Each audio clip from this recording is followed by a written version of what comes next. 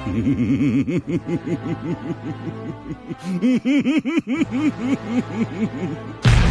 の国を救いに来た。俺の名はドン・キホーテ・ドフラミンゴ。 How's it going, everybody? Teddy Mag here, coming at you guys with a One Piece video. This is a video long overdue. I've made some videos in the past, but religiously the deck I've been playing has been this one, Donquixote Doflamingo. Up until Big Mom, really, this is the deck I really played in most of my tournaments, most of my scenes. I've been playing it for so long, even though people say it's bad, it's not good. It recently took a big tournament here in SoCal, I believe, or don't remember where, but it's Gen Con. My list is somewhat similar, it's not exactly similar.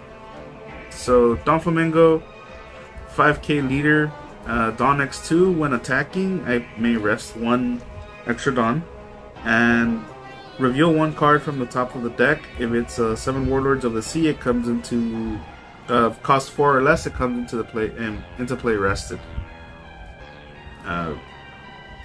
Very straightforward, it's mostly 7 Warlords of the Sea characters, and they're just going to be coming in for free.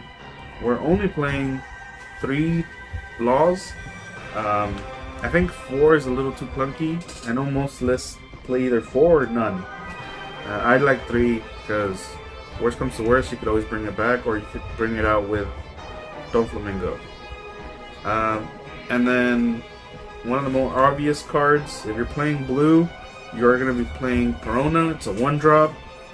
2k on play, look at the top 5 cards of your deck and place them at the top or bottom of the deck in any order. So basically just goes to the top of your deck. You're able to sort out what your draws are going to be, what your plays are going to be with the Doflamingo. It's a really solid strategy. And also the Thriller Bark aspect comes into play with another card in the deck.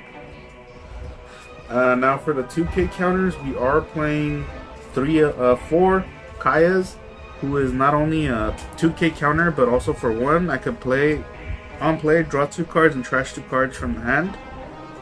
And then obligatory for the 2k 4-drop Dracula Mihawk.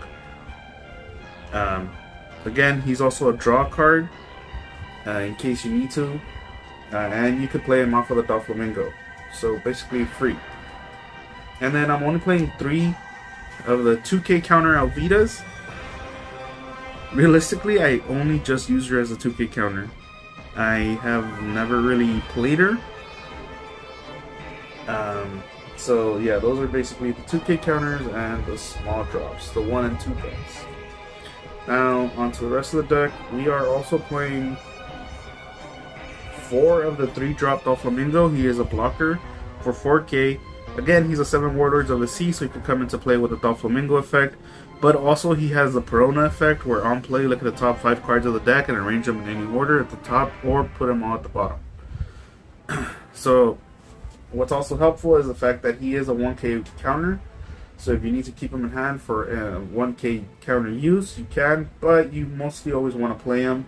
And again, he does come out of the effect with Doflamingo, so you play Perona, you could then play this to keep digging into your deck and keep arranging what you want to draw and what you want to play. I am only playing 3 of the 4-drop promo Jinbeis. He's a 5k and he does have a 1k counter if need be for some reason. Not only is he a 7 Warlords of the Sea, but on KO, I can place one character with a cost of 3 or less at the bottom of the owner's deck.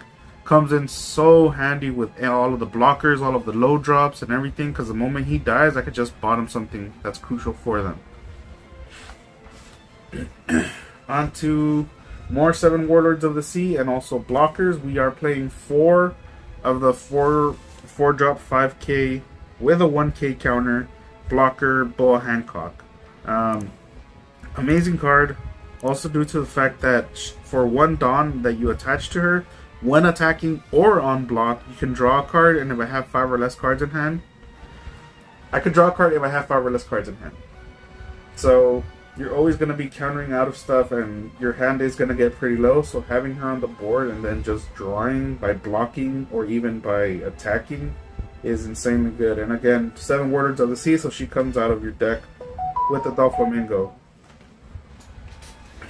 Another 7 Warlords of the Sea that's also really good is the blocker Bartholomew Kuma for 4-drop, a 5k. It's a really big body that is also a counter, who also happens to have a counter. In this particular build that I'm playing, I am not playing the Pacifistas.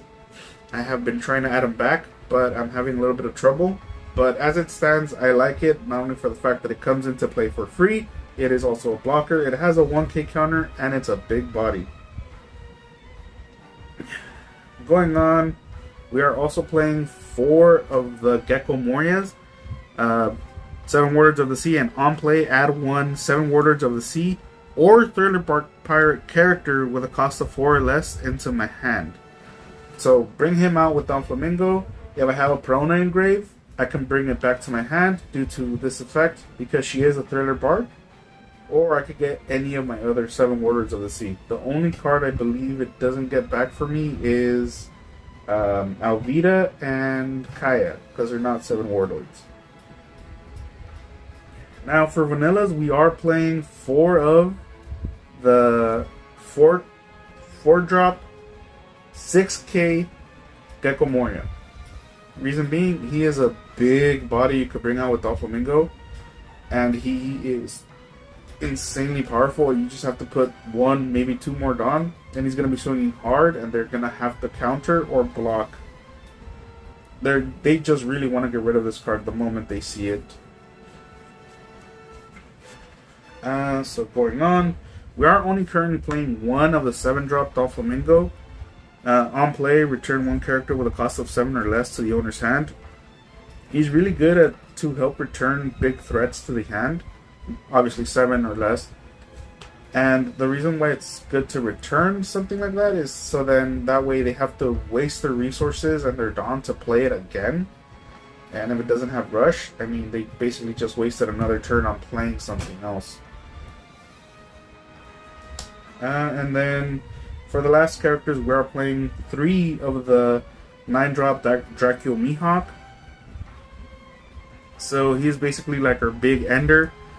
On play, place 1 character with a cost of 7 or less to the bottom of the deck. So bottom anything that is giving you trouble that you need to get rid of. And again, a 9k body with only 1 or 2 Dawn, he's going to be swinging so hard that they have to commit so many resources or a blocker just to not lose 1 of their lives. And then we are playing only 4 events in this build. We are playing 1 of the Gum Gum Rain. Reason being is because it's a 0 cost, so you could exhaust your resources with dropping your other characters or with the Doflamingo trigger, and I mean you still have a counter. All for the price of just discarding something from hand. You could also protect your Doflamingo, protect 1 of your characters. So it's a really good card to play of. I feel like bumping it up maybe to 2, but most builds and most of the time I'm comfortable with 1. And lastly, I am playing just 3 of the 4-drop 3000 Worlds. Reason being, main, place up to 1 character with a cost of 5 or less to the bottom of the owner's deck. So it's always going to bottom something of theirs that is crucial, as in a low drop, blocker, or some combo piece. Also, its trigger effect is really good, where I can place something with 3 or less to the bottom of the deck. So if I'm going to activate it from hand, it's going to be something 5 or less, but if I get it off a trigger, it's immediately 1 of their blockers gone.